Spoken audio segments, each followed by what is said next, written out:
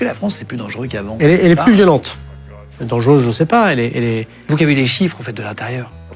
C'est plus violent et ça touche plus partout, tout le temps. En fait, je pense que moi, j'ai toujours entendu quand j'étais petit, quand on allait en ville, quand on sortait avec les copains. Ouais, fais attention. C'est normal de faire attention.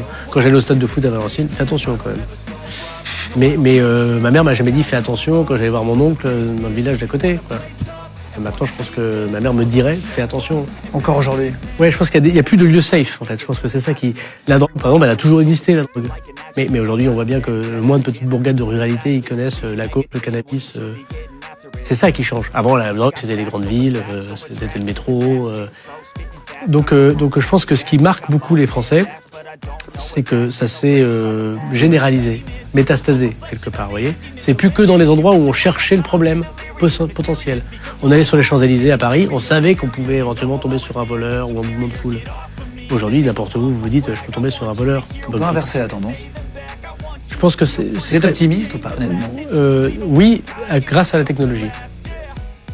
C'est-à-dire que si vous voulez une société sécure, il faut la reconnaissance faciale, par exemple.